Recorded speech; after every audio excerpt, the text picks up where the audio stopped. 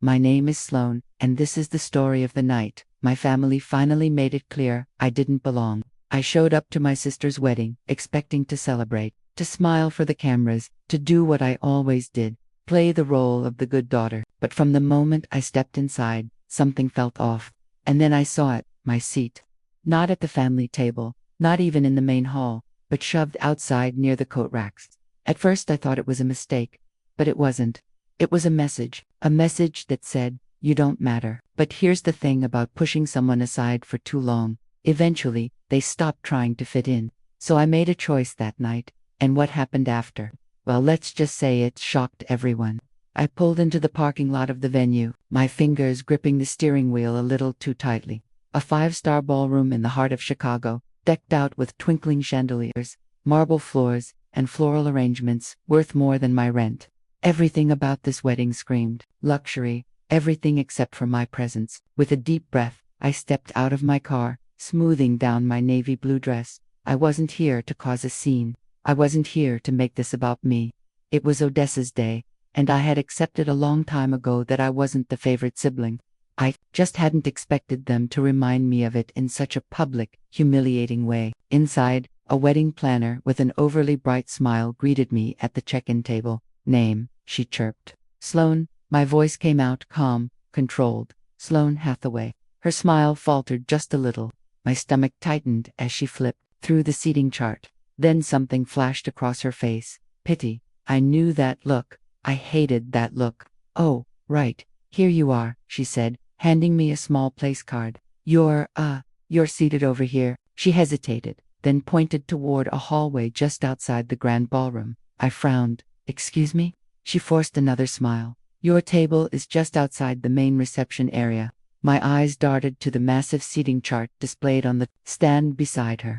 Vivian and Harold Hathaway, my parents, were seated at the front, next to the bride and groom, Odessa's closest friends, Dominic's distant relatives, even his co-worker's girlfriend, all had seats inside. My name wasn't there. I turned back to the planner. "There must be a mistake." Her smile tightened. "I'm afraid that's your assigned seat." A slow burn started in my chest. Not even at a distant table inside the ballroom. No, they had shoved me into the hallway, as if I were an afterthought. Like a guest they had to accommodate out of obligation, not family. Still, I held on to some ridiculous hope that this was just an oversight, that maybe, just maybe, my own mother hadn't allowed this to happen. I spotted her across the room, standing with Odessa, beaming as she fussed over her dress. My sister looked radiant, perfect, adored, just as she had always been. Odessa caught my gaze, tilted her head, then smirked. That smirk told me everything I needed to know. I forced myself forward. "Mom," I said, keeping my voice light, "can I talk to you for a second?" Vivian barely spared me a glance. "Oh, darling, now's not the time. Can't you see we're busy?" "It'll only take a second," I said through gritted teeth. She sighed, annoyed but obliging, and stepped aside. Odessa didn't move, of course. She just watched, her smirk growing. "I just checked my seat," I said. "It's in the hallway." Vivian let out a dismissive hum. "Well, we had to prioritize immediate family members at the main tables, Sloane." I blinked. "Immediate family. I am immediate family." Vivian let out a forced, airy laugh, as if I'd said something absurd. "Oh, sweetheart, don't be so dramatic." Odessa finally spoke. "Did they mess up your seat?" "Wow, that's unfortunate." Her voice dripped with false sympathy. "You know how chaotic wedding planning can be. So many little details. Things get overlooked." Her eyes glowed with amusement. She knew this wasn't an accident. I turned back to my mother. "Mom, you really think it's okay for me to be seated outside the reception hall, away from everyone?" Vivian sighed again, clearly bored of the conversation. "Sloane, don't make a big deal out of this. It's Odessa's special day. Just be grateful you're here." Grateful. The word lodged itself in my throat, bitter and unspoken. Be grateful for being treated like a second-class guest at my own sister's wedding. Be grateful for being discarded, shoved aside, forgotten. I opened my mouth, but Harold, my father, my ever-passive, avoidant father, finally spoke. "It's just seating, sweetheart," he said, not even looking at me. "Let's not ruin the mood." That was it. That was all he had to say. I didn't even bother responding. What was the point? A new voice broke the silence. That's an interesting arrangement. I turned and found Celeste, Dominic's mother, standing nearby, champagne in hand. Her eyes flickered toward Odessa, then back to me, her expression unreadable. Odessa stiffened slightly. Vivian gave her a rehearsed, gracious smile. "Oh, Celeste, you know how tricky wedding planning can be. We tried our best to accommodate everyone," Celeste hummed, unconvinced. She looked at me just a second too long, as if reading between the lines. I didn't know what that meant yet, but I held her gaze. Odessa looped her arm through my mother's, effortlessly steering the conversation away. "Mom, we should really check on the cake before the reception starts." And just like that, I was dismissed. The ballroom around me was alive with laughter, clinking glasses, and music, a celebration I wasn't truly a part of. I was here, but not welcome. I walked away, my pulse hammering, not toward my assigned table, not toward the hallway. I reached for the place card in my hand, staring at my own name printed in elegant cursive. I turned it over once, then again, before slowly setting it down on a nearby tray. If they thought I was just going to accept this, they didn't know me at all. I stared at the dimly lit hallway, my back pressed against the cold wall, fingers tightening around the edge of my dress. Laughter, clinking glasses, and distant music spilled from the grand ballroom, a world I was never truly a part of. The isolation isn't new. The humiliation, though sharper this time, feels oddly familiar, like an old wound being sliced open again. This wasn't an accident. They wanted me to feel small, insignificant. And damn it, they succeeded. The sting in my chest spreads, not just from this moment, but from years of being the second choice, the afterthought. My mind drifts back, pulling me into the past before I can stop it. 3 years ago, I was back at my parents' house, rummaging through my old bedroom. I hadn't been home in a while, and it showed. Dust gathered in corners, my childhood books untouched, the framed pictures on the wall frozen in time, high school, college, everything before I stopped trying. I wasn't searching for anything in particular, just killing time while my mother finished whatever elaborate dinner she was preparing for Odessa's visit. It was always about Odessa. Then I saw it, a small leather notebook sticking out of my mother's nightstand.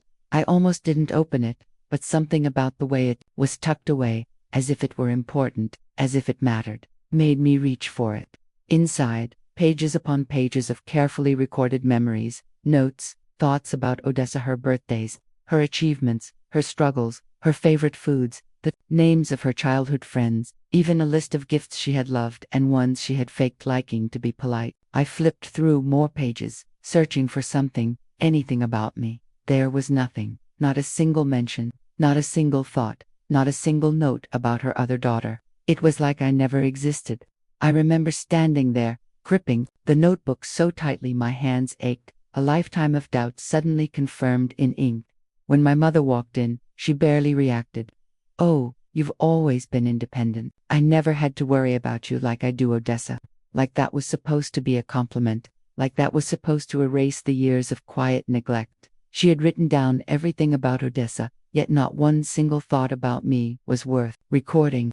That was the moment I knew I had always been alone in this family. The present crashes back around me, the sound of Odessa's laughter slicing through the air like a blade. The weight of that damn notebook presses against my chest even now.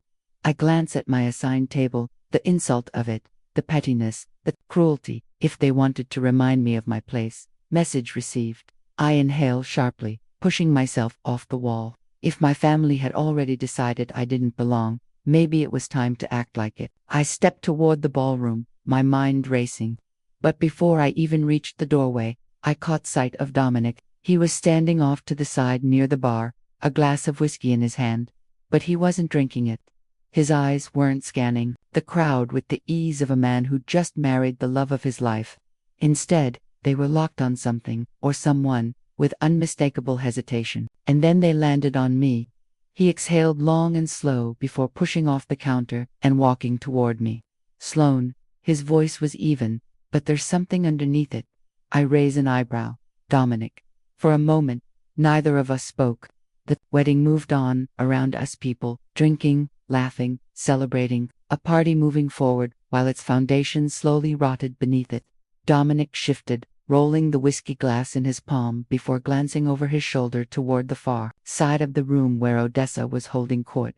basking in her own reflection. When he looked back at me, his jaw tightened.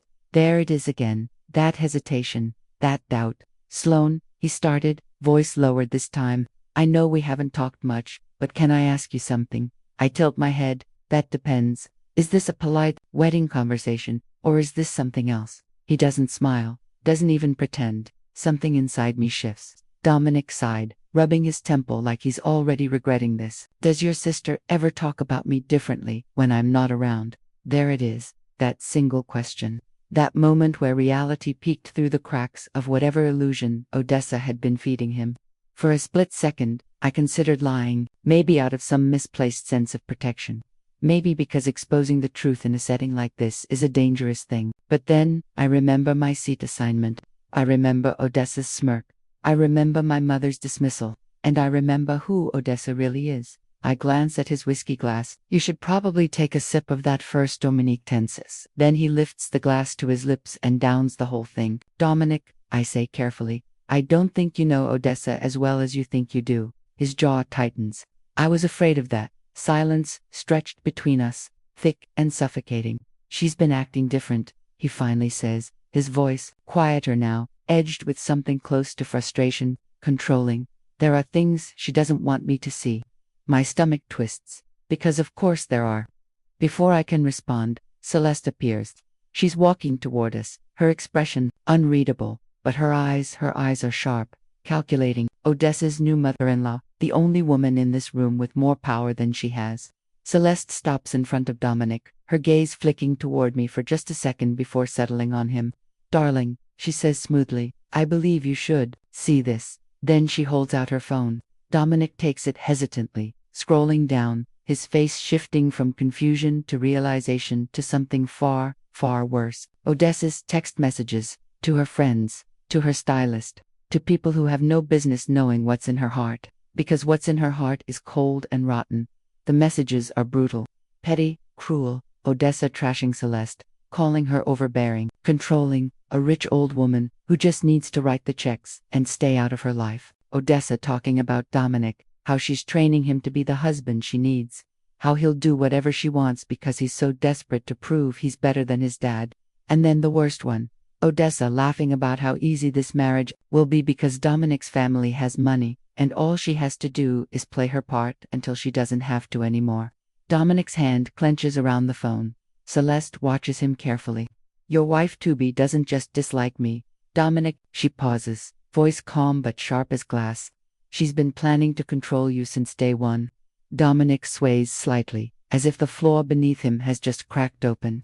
I say nothing, because this isn't my moment. This is his. I just watch as his expression shifts from doubt to anger. The wedding may be happening, but the foundation beneath it is already cracking. The wedding may still be in motion, but behind closed doors, the family meeting that follows will change everything. I follow the movement of bodies as we're ushered into a private lounge. The air is heavy, thick with the kind of tension that makes your skin itch. Odessa is in the center of it all, perfectly composed, or at least pretending to be. Celeste stands, near the entrance, arms crossed, lips pressed together, in an unreadable line. Dominic lingers by the bar, his whiskey untouched, his shoulders rigid. Vivian, of course, is already speaking, already smoothing, already making excuses.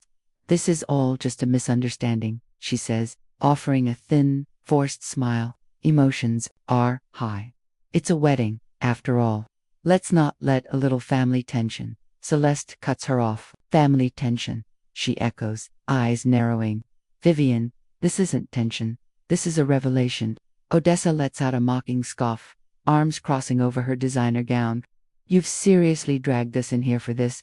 She turns toward Dominic, voice dripping in sugar. Baby, tell me you don't actually believe this nonsense. Dominic doesn't answer. He doesn't even look at her. Vivian reaches for his arm, her voice softer now. Dominic, sweetheart, you have to understand, Odessa has been under a lot of stress. Planning a wedding is exhausting. People say things they don't mean. Celeste's lips curl. Funny, because she seems to mean every word when she talked about controlling him. Odessa's jaw tightens, but before she can fire back, Harold speaks, and the entire room stills. Vivian, stop. The words are quiet, but but they land like a gunshot. My mother turns, blinking as if surprised to be interrupted. My father is not a man who raises his voice, not a man who intervenes. But tonight, something shifts. You've protected Odessa her entire life, he says, his voice tired, weighted with something I can't place, and look what it's turned her into. Odessa gasps, genuine shock flashing across her face. Dad, you're taking her side. Harold ignores her, turning to me instead. Sloane has been right all along. The words ring in my ears. My breath catches. My mother physically recoils. For the first time in my life, my father is choosing me.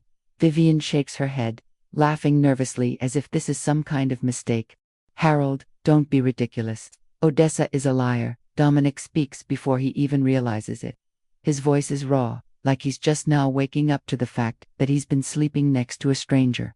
Odessa pales. Excuse me. I take a slow step forward, locking eyes with my mother. I need her to understand this moment.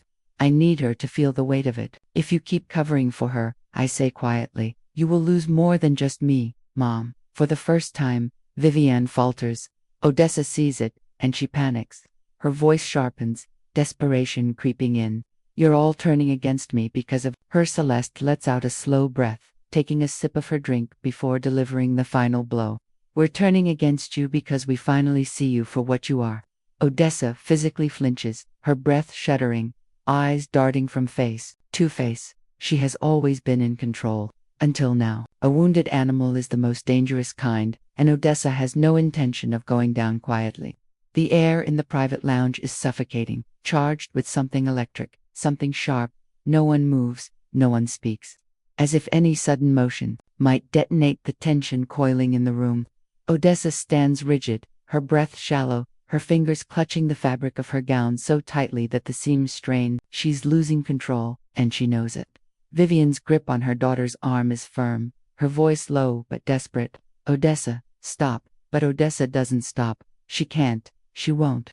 Across the room, Dominic hasn't said a word. His silence is heavier than any accusation, a weight pressing down on Odessa's carefully built world. I glance at him, the man who just pledged forever to my sister, and I see the doubt in his eyes. More than doubt, something colder, disgust. A flicker of satisfaction sparks in my chest, but I bury it. This isn't over, not yet. Odessa exhales sharply, then turns to me, eyes narrowed. You think you're so smart, don't you? Her voice is quiet, controlled, but there's a tremor beneath it. I meet her gaze. I don't have to think. Odessa, I know. Her lips curl, but it's not a smile. It's something darker, more brittle. You've always been jealous of me. The accusation is so absurd, so predictable, that I almost laugh. Almost instead, I tilt my head. Jealous of what? The fact that you have to manipulate and lie just to make people stay in your orbit. I gesture to Dominic, to Celeste, to our own parents. Look around, Odessa. Your world is shrinking. Her jaw clenches. And then I go for the kill. You played your game well, I say, voice measured. Even but you forgot one thing. I know who you really are. Odessa flinches. It's subtle, but it's there. Vivian sucks in a sharp breath. She knows I'm not bluffing. I step forward, my voice soft but unwavering. I know about the money, the texts, the things you've said about your own husband. I glance at Dominic. The things you've said about his family. Dominic stiffens. Odessa's face drains of color. And then, for the first time in her life, my mother pleads with me. Vivian turns, eyes wide, hands shaking. Sloane, she whispers, she's still your sister. You don't have to do this. A beat of silence, and for a split second, a fraction of a moment, I hesitate, not because I feel sorry for Odessa, but because my mother has never looked at me like this before, like she needs me, like she's afraid. But the hesitation is fleeting, because I know if the roles were reversed, Odessa wouldn't hesitate. And she proves it when she snaps. You're all turning against me because of her. Odessa's voice cracks, sharp and raw, her hands trembling at her sides. She's always been bitter, always hated me, and now you're going to believe her over your own daughter. Celeste exhales slowly, lifting her glass to her lips before delivering the final blow. We're turning against you because we finally see you for what you are. The words hit like a slap. Odessa's mouth opens, then closes. She looks at Dominic, her last chance at control. Her voice shakes as she reaches for him. You don't believe them, do you? Dominic doesn't answer. That silence is her death sentence. Odessa's breathing hitches, her panic tangible now. And then she lunges forward, her expression twisted with fury. But this time, I'm not backing down. Odessa's hand swings toward me, fast and reckless, but I barely flinch. I don't have to move. I don't have to cower, because the difference between us is clear now. I'm not afraid anymore. Odessa is the one losing control, and everyone in the room knows it. Her palm cuts through the air, a flash of anger, of desperation, but before it connects, Celeste steps between us. Odessa collides with her instead, stumbling back, gasping. The sheer force of her own reckless movement sends her off balance, right into the entrance of the ballroom. And now there's no hiding. The music halts, conversations die, every guest in the reception turns toward the spectacle unfolding at the entrance. Odessa, the perfect bride, the golden child, the one who always controlled the narrative, stands there, disheveled, breathless, her rage twisting her features into something unrecognizable. She blinks, realizing too late that this isn't a private fight anymore. It's a public disaster. A murmur spreads through the ballroom. Guests whisper, eyes widen. Some exchange glances. Others stare outright. Dominic is still standing near the bar, silent, watching, just watching. Odessa spins toward him, frantic. You're my husband. Her voice shakes, high and thin. You have to stand by me. Dominic exhales slowly. The exhaustion on his face is unmistakable. I don't think I ever really knew you. The words land like a final nail in her coffin. Odessa staggers, her breath hitching, shaking her head violently. No, you don't mean that. You love me. But Dominic's eyes are empty now. Not angry, not even disappointed, just done. Then, without another word, he reaches into his jacket pocket and pulls out a small envelope. My breath catches. I already know what it is. Odessa does too. Her face drains of color. What is that? Dominic doesn't blink. Annulment papers. A collective gasp rips through the guests. Even I feel the weight of it. The finality. The death of the perfect image she spent years curating. Odessa's hands tremble as she stares at the envelope. You had this prepared. Celeste steps forward, arms crossed, voice cold. Of course he did. Odessa's lips part, but no words come out. And then Celeste delivers the final blow. You were never going to be a part of this family. Odessa staggers back, her world unraveling. But she isn't done yet. Odessa may have lost her marriage, but she still has one weapon left: revenge. Her chest rises and falls in quick, uneven breaths. Her perfectly curled hair slightly out of place, her hands trembling at her sides. But this isn't over, not for her. She refuses to let it be. She turns sharply to our mother. Mom, she pleads, her voice softer now, laced with just the right amount of vulnerability. You know this isn't true. You know they're trying to ruin me. Vivian hesitates. Of course she does. She has spent a lifetime cleaning up Odessa's messes, smoothing over her mistakes, making excuses. My mother's lips part, her eyes darting between her two daughters, the one she's always protected, and the one she's always dismissed. Odessa, she starts, voice uncertain. Odessa seizes the moment. She grips Vivian's hand, pressing it against her chest like some kind of dramatic performance. Mom, you know me. You know I love Dominic. I would never. The voice is cold, final.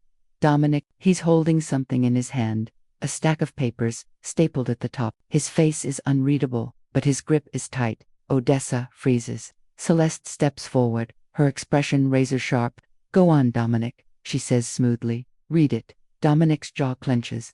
Then, in a voice eerily calm, he begins. Odessa Hathaway filed an inquiry with a divorce attorney 1 month before the wedding. A sharp, collective gasp rips through the guests still lingering in the ballroom. I feel my stomach drop, not out of shock, but because even I didn't expect it to be this bad. Dominic doesn't stop. You were planning to leave me, he says, each word slow, deliberate, cutting. The second you've got access to my money. The paper in his hands trembles slightly, but his voice doesn't waver. Odessa pales. That's not Celeste. Lets out a low, unimpressed laugh. Oh, sweetheart, don't even try. She tilts her head. That's a legal document, you know. The kind that doesn't lie. Odessa's confidence shatters. The room is spinning out of her control, slipping through her fingers like sand. Dominic takes a step closer. Was anything ever real, Odessa? His voice is raw, not angry, just exhausted. Did you ever love me, or was I just another accessory for you to show off? Odessa's lips quiver, her eyes dart around the room, searching for someone, anyone, to back her up. And then, as if on pure survival instinct, she spins toward me. This is all your fault, she snaps, her voice rising, cracking. You've always been jealous of me. There it is. The same tired accusation. But this time, it doesn't land. Because for the first time, I don't care. I don't rise to the bait. I don't argue. I don't give her what she wants. I simply look at her and say, no, Odessa, this isn't my fault. She flinches. This is who you've always been. Her breath hitches. I step forward. I don't raise my voice. I don't have to. You manipulate. You lie. You take and take and take. And when things go wrong, you blame everyone but yourself. Vivian gasps softly, as if hearing the truth for the first time. Odessa shakes her head violently. No, that's not Mom. Tell her she's wrong. But Vivian doesn't move. She just stares. And for Odessa, that silence is worse than any insult. She stumbles back, realization dawning. She is lost. Odessa looks around the room, seeking someone to take her side. But for the first time in her life, no one does. As the weight of her actions settles in, Odessa realizes there is only one thing left to do: disappear. But first, she fights. Her breath is uneven, her face pale beneath the ballroom lights. She looks around the room, scanning for someone, anyone, to stand by her side. For the first time in her life, no one does. The guests stare in stunned silence. Some whisper behind raised hands. Some avoid eye contact altogether. Even Vivian, her greatest defender, her most loyal enabler, says nothing. Odessa stumbles back, her manicured nails digging into her palms. Then slowly, she laughs. It's bitter, hollow, not the laugh of a woman who's won, but of someone who refuses to believe she's lost. You all think you're better than me, she sneers, her voice unsteady. Just wait. None of you will be anything without me. No one reacts. No one rushes to tell her she's wrong. She grits her teeth, shaking her head as if trying to will the moment into something else. And then, our eyes meet. I step forward, not out of pity, not out of cruelty, but because I need her to hear this. For the first time, Odessa looks small. You spent your whole life making sure I felt invisible, I say, my voice steady, unwavering. But look around, Odessa. I watch as her throat bobs, as her breath hitches. You're the one no one sees anymore. She blinks, and for a split second, something in her cracks. Then, just as quickly, she shoves it down. She steps back, shaking her head, laughing again. But there's nothing behind it. No, you don't get to do this, she spits. You don't get to be the hero in this story. I exhale slowly. She still doesn't understand. This isn't a story, Odessa. This is just the truth. Her mouth opens, but nothing comes out. She turns to our mother. Vivian's arms are wrapped around herself, her lips slightly parted, her expression shattered. Tears shine in her eyes. Not for Odessa, not for me, for what she allowed to happen, for what she let Odessa become. She stares at me, really looks at me for the first time in years, and I know, she sees it now. The damage, the choices, the consequences. But it's too late. I won't stay to watch the aftermath. I take a breath, shoulders back, and turn toward the exit. No dramatic speech, no second glance, just a quiet, final decision.